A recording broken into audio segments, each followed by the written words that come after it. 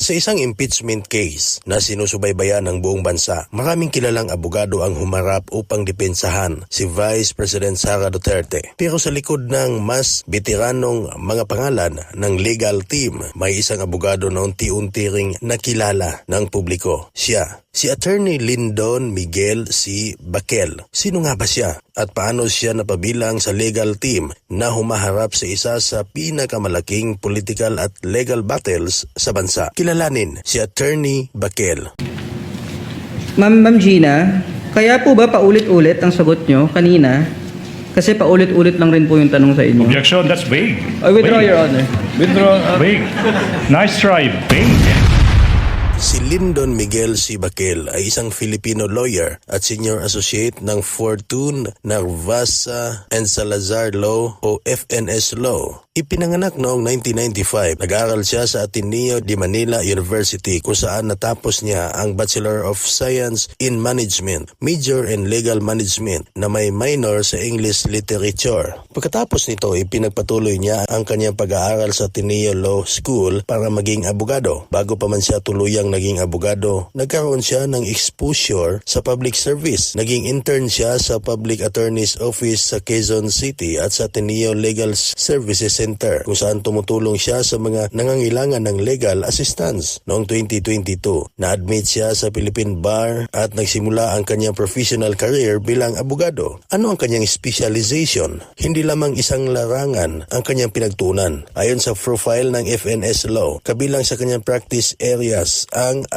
arbitration, immigration, litigation at dispute resolution. Ibig sabihin, ang trabaho niya ay maaring may kinalaman sa mga legal dispute, paglilitis, arbitration, proceedings at iba pang komplikadong usaping legal. At dito mas naging kapansin-pansin ang kanyang pangalan. Pagpasok sa defense team ni Vice President Sara Duterte, noong formal na binuo ang legal defense team ni Vice President Duterte, kabilang si Attorney Baquel sa mga abogadong pinili upang maging bahagi ng kanyang depensa. Noong 2025, kabilang siya sa 16 na abogado na formal na nagpakilala bilang bahagi ng depensa o defense team ni Duterte sa impeachment proceedings. At hindi doon nagtapos ang kanyang involvement sa mga sumunod na proceedings. Nananatili ang pangalan ni Baquel sa legal team na kumakatawan kay Duterte. Sa 2026 defense team, muli siyang nakalista bilang bahagi ng mga abogado ni Vice President Sara Duterte. Bakit siya kapansin-pansin? Kung ikukumpara sa ibang pangalan sa defense team, mas bata si Baquel.